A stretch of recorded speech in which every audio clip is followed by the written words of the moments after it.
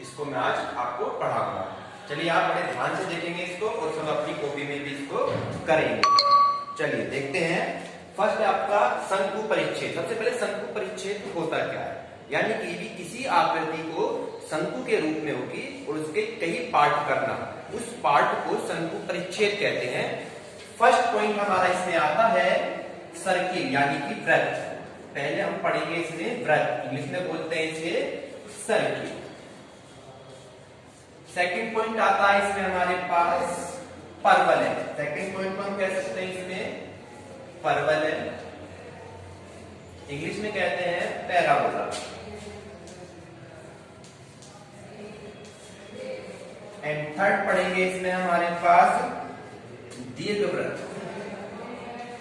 Third पढ़ेंगे दीर्घवृत्त, इसे कहते हैं ellipse, ELLIPS, ellipse. And fourth पढ़ेंगे हम इसमें अति परवलय, अति परवलय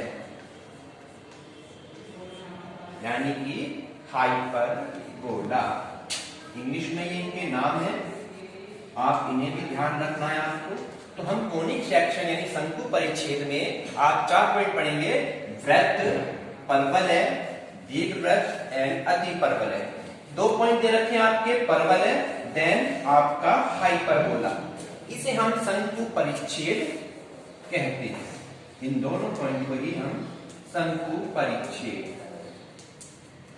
ये आपका मेन पॉइंट हो गया। तो सबसे पहले हम आपके डिस्कस करते हैं बच्चों सर्किल के बारे में, यानी कि फर्स्ट पॉइंट पढ़ेंगे हम इसमें वृत्त।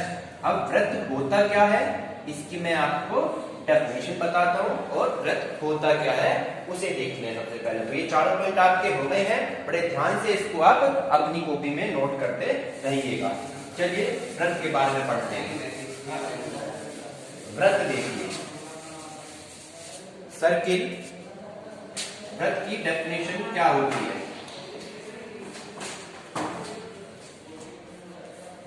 चलिए वृत्त आपका, ये आपका सर्किल है, ये आपका पॉइंट बीच में जो होता है इसे हम कहते हैं केंद्र।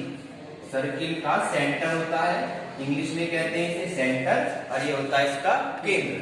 यहां से ये इसकी रेडियस यानी त्रिज्या कहते हैं इसे, ये आपकी रेडियस यानी इस केंद्र से इसकी परिधि पर कोई भी पॉइंट लेने वो सभी इस केंद्र से बराबर होती है, उसे हम इसकी त्रिज्या कहते हैं, इंग्लिश में कहते हैं रेडियस। ये सेंटर हो गया, इस सेंटर से यहां तक की वैल्यू, यहां तक और यहां तक के तीनों आपस में क्या होती हैं, इक्वल होती हैं, बराबर होती हैं, इसे हम एक वृत्त कहते हैं। अब वृत्त की डेफिनेशन अगर हम बोले जाए तो वृत्त की डेफिनेशन क्या होगी बच्चों, ये एक स्थिर बिंदु से यानी एक स्थिर बिंदु से, आप स्थिर बिंदु से बीच की दूरी यानी कि इसे मान लीजिए P1, इसे P2, देन इसे मान लीजिए P3। एक स्थिर बिंदु से किसी भी परिधि पर बने कोई भी बिंदु की दूरी आपस में समान होती है। या मैं डेफिनेशन लिखता हूं, इसकी परिभाषा लिखता हूं मैं यहाँ पे, परिभाषा, वृत्त की परिभाषा क्या होती है, कि परिभाषा क्या लिखेंगे हम यहाँ पे, देखिए बच्चे, वृत्त ज्योमेट्री की लैंग्वेज में लिखना चाहते हैं, मैंने अपनी लैंग्वेज में बताया आपको कि एक स्थिर बिंदु से किसी परिधि के कोई भी बिंदु पर दूरियां आपस में समान होती है। मींस आपका O से P1 की दूरी बराबर होती है O से P2 की दूरी, मींस O से P3 की दूरी, ये तीनों आपस में इक्वल होती हैं और इसे हम कहते हैं त्रिज्या, यानी R को हिंदी में त्रिज्या बोलते हैं, इंग्लिश में कहते हैं इसकी रेडियस। ये तीनों आपकी इक्वल हो जाती हैं। अब इसकी डेफिनेशन देख लीजिए, वृत्त की क्या डेफिनेशन है। वृत्त तल के उन बिंदुओं, तल के उन बिंदुओं, तल के उन बिंदुओं का समुच्चय, तल के उन बिंदुओं का समुच्चय होता है, समुच्चय होता है जो तल के एक स्थिर बिंदु से, तल के एक स्थिर बिंदु से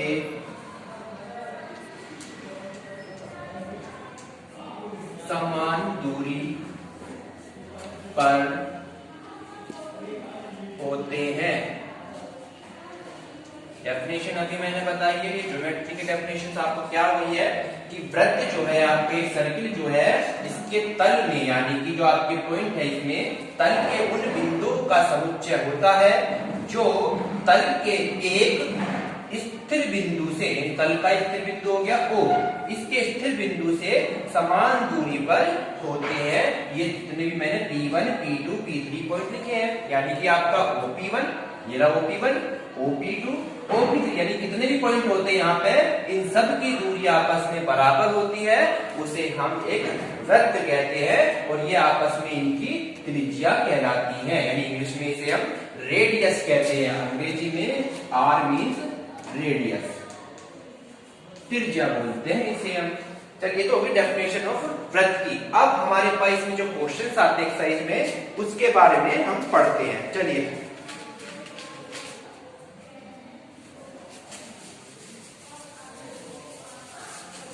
डेफिनेशन के बाद अब हम पढ़ते हैं वृत्त की समीकरण। मेन इंपोर्टेंट आपकी जो एक्सरसाइज में यूज होनी है, वृत्त की समीकरण क्या होती है। वृत्त की समीकरण, वृत्त की समीकरण होती है बच्चों x माइनस एच का square plus y minus K का स्क्वायर इक्वल होती है r का स्क्वायर। ये वृत्त की समीकरण होती है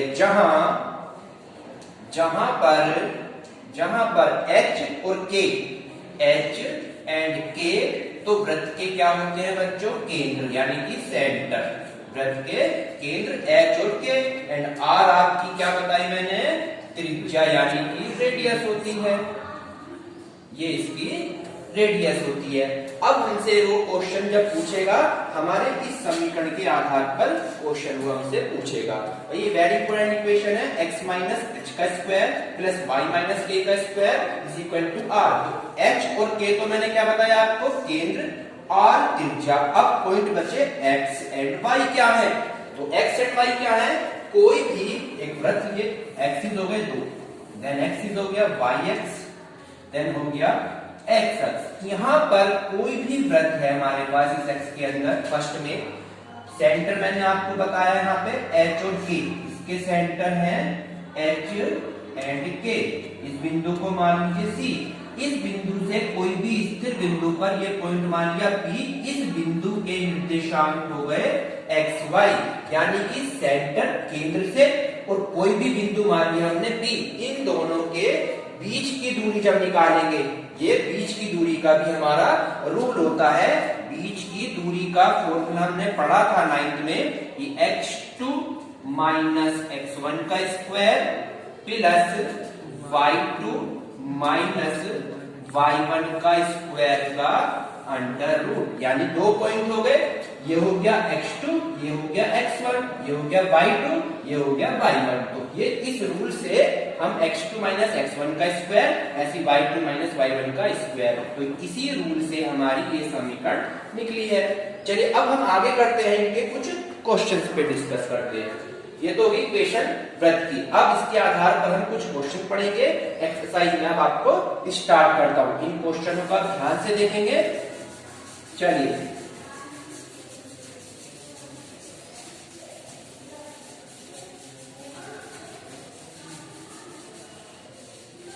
देखिए, फर्स्ट क्वेश्चन आपका एक्सरसाइज दे रखी है।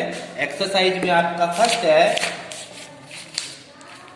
11.2 एक्सरसाइज है आपकी, एक्सरसाइज दी हुई है 11.2। 11.2 में आप क्वेश्चन करेंगे अपने आप। मैं कुछ क्वेश्चंस बताऊंगा किस तरीके से आपके क्वेश्चंस आते हैं। जैसे क्वेश्चन आपका आता है केंद्र यानी सेंटर 0 0, केंद्र है आपके 0 0, इससे आप क्या बनाइए, वृत्त की समीकरण बनाइए। वृत्त की समीकरण, जब सेंटर हमारे पास है 0 0 तब हमें वृत्त की समीकरण बनानी है। तो इसके लिए हमने अभी पढ़ा है वृत्त की समीकरण होती है x माइनस एच का square plus y minus K का square is equal to r का स्क्वायर। ये हमने वृत्त की समीकरण पढ़ी है। तो यानी h और k तो क्या दे दिए बच्चों यहाँ पे 0 0, यानी h भी 0 देन k भी 0। तो h और k की जगह यहाँ पे 0 रख दीजिए। तो ये हो गया यहाँ पे x माइनस 0 इसका स्क्वायर प्लस ये भी हो गया y माइनस 0 इसका भी स्क्वायर देन r का स्क्वायर एज इट इज। अब 0 का कोई मतलब नहीं है तो ये आ गया x का स्क्वायर प्लस y का square is equal to r का स्क्वायर। तो ये हमारा आंसर हो जाता है। जब हमारे सेंटर अगर 0 0 हो तो तब वृत्त की समीकरण क्या होती है, x square plus y square is equal to r square. जब वैल्यू केंद्र क्या हो 0 0 हो। अब इसके द्वारा मैं नेक्स्ट क्वेश्चन बताता हूं, आपको और अच्छा आएगा। देखिए जरा ध्यान से,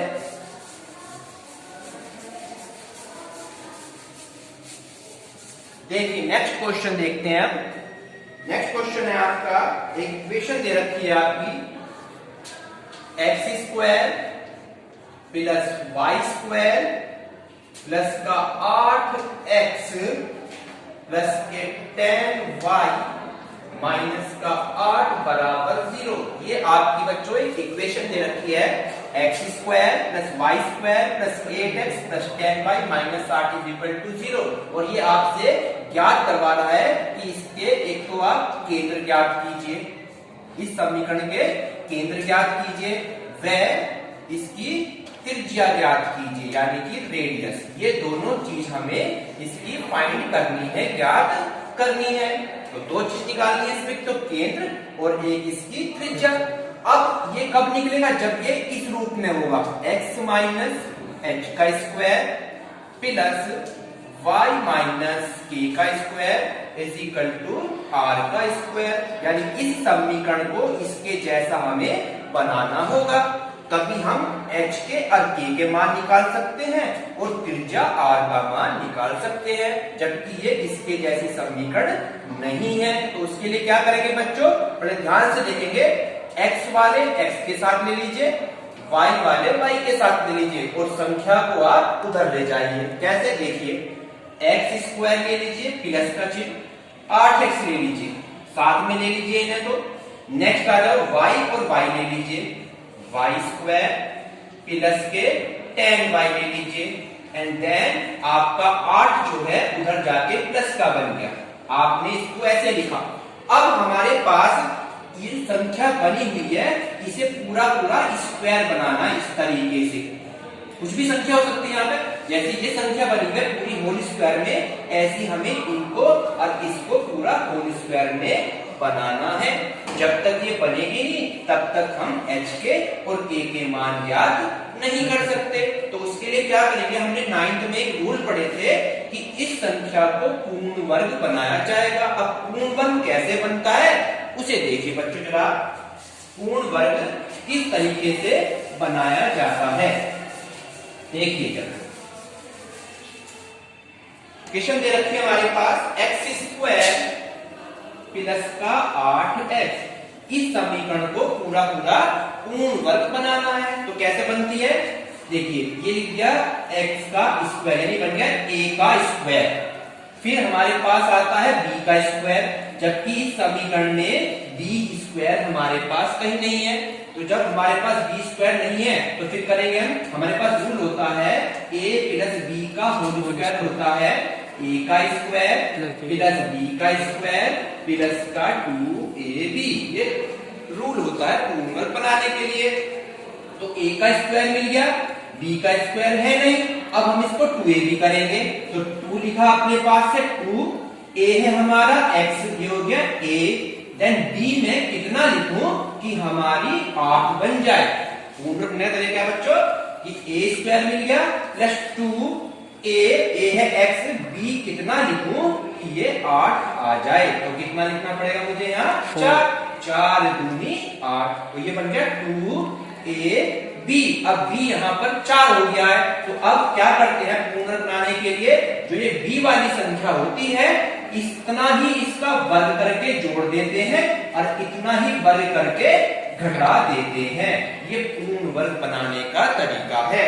अब यहां से लेके यहां तक तो बन गया आपका रूल a प्लस b का होल स्क्वायर। देखिए कैसे, a का स्क्वायर प्लस b का स्क्वायर प्लस 2ab, तो ये बन गया x प्लस 4 का होल स्क्वायर। और ये जो चल रहा है माइनस का चिन्ह ऐसी, और 4 का स्क्वायर होता है आपका 16। तो बिल्कुल ये दोनों वैल्यू हम यहाँ पर पुट कर देंगे, यानी इसकी जगह हम क्या रख देंगे, x प्लस 4 का स्क्वायर माइनस 16 ना रख दीजिए, x प्लस 4 का होल स्क्वायर माइनस 16 प्लस का चिन्ह ऐसी। अब यहाँ आ जाइए y वाली पे, बिल्कुल सेम एज इट इज इसके जैसे इसे बनाया जाएगा।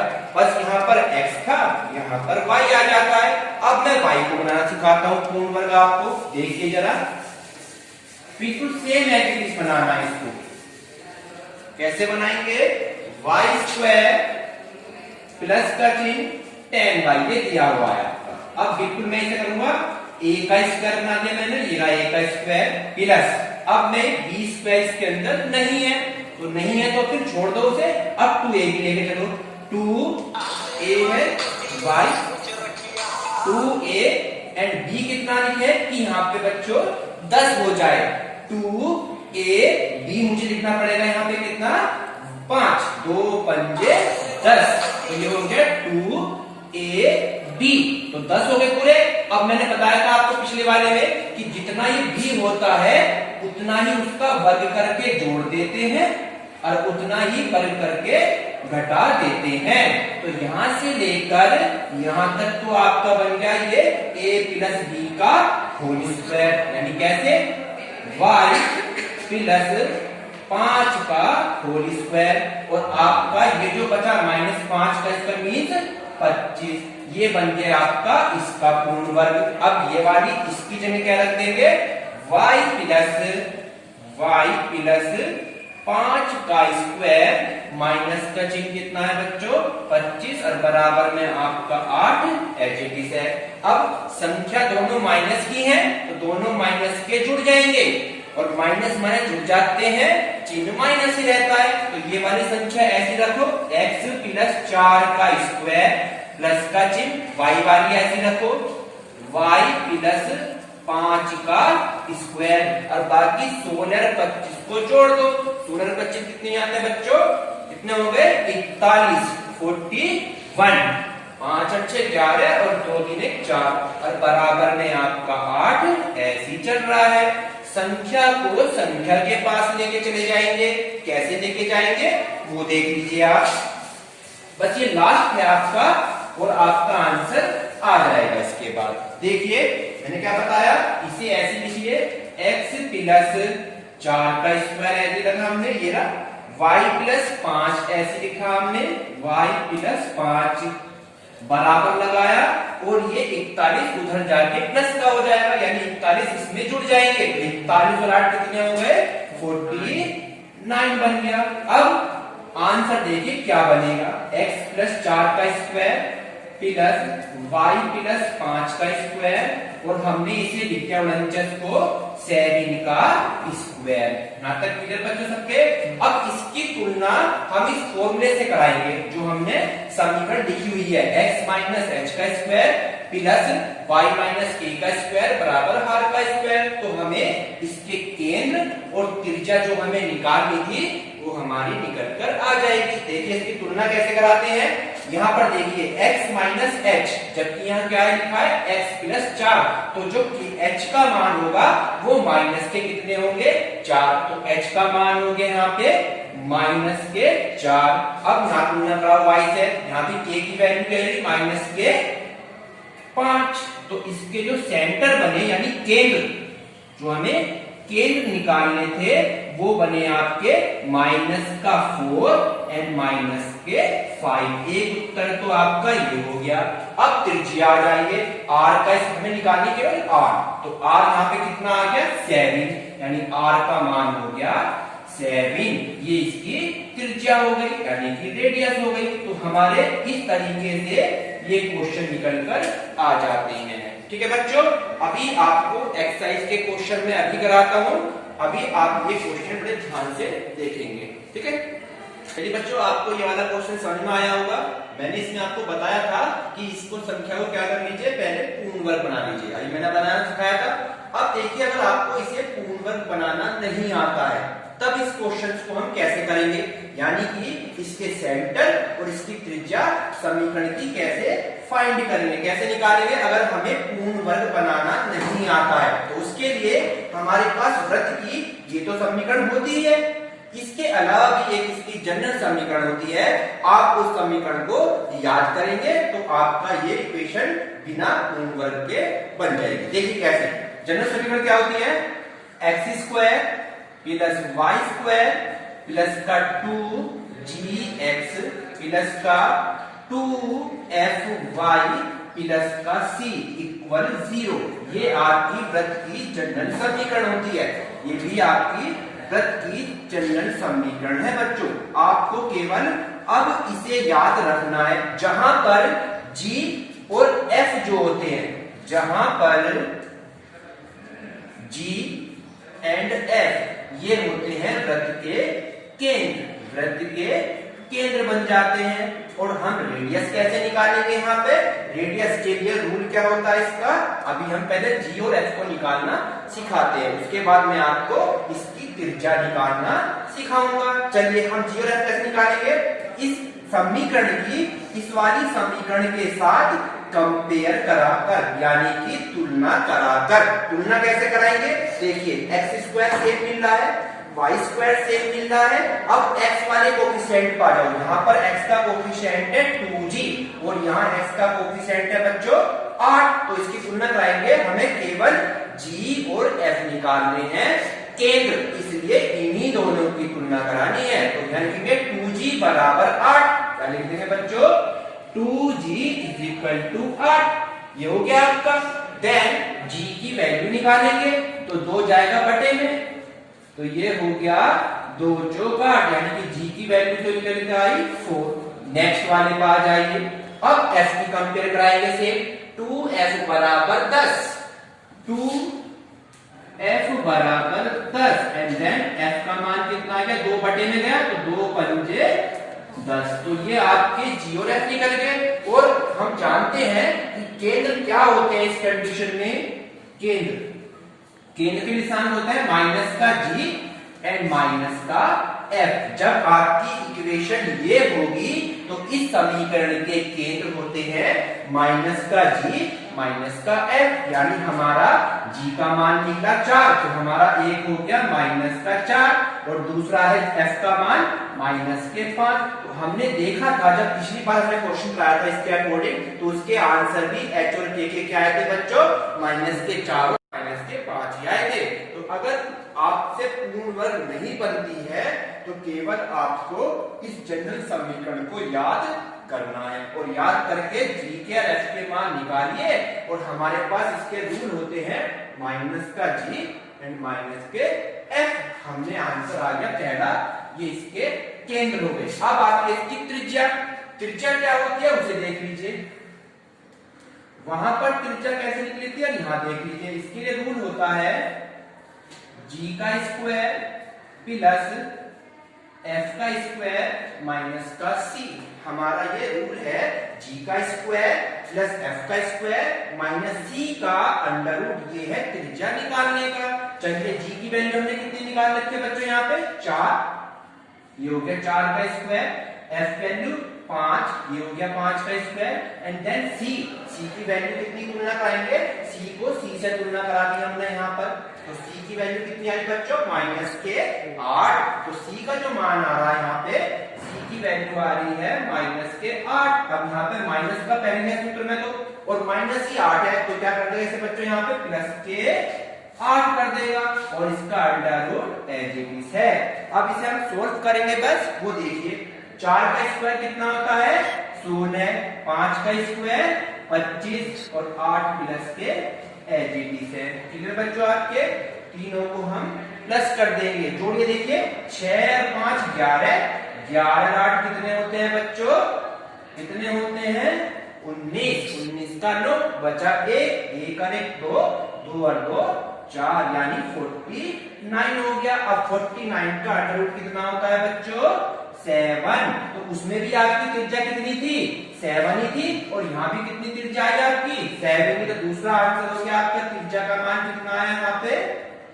त्रिज्या निकल कर आ गई आपकी 7। तो आपके दोनों आंसर निकल कर आ गए। जो हमसे पूछ रहा था कि इसके केंद्र बताइए और इसकी त्रिज्या बताइए, तो ये आपको मैंने कौन सा बताया? Second method. अगर आपसे इसके पूर्ण वर्ग नहीं बनते तो आप इसके द्वारा भी समीकरण के सोल्व कर सकते हैं इस तरीके से, ठीक है। आप क्वेश्चन ऐसे भी करेंगे तो भी आपका आंसर सही आता है, ठीक है।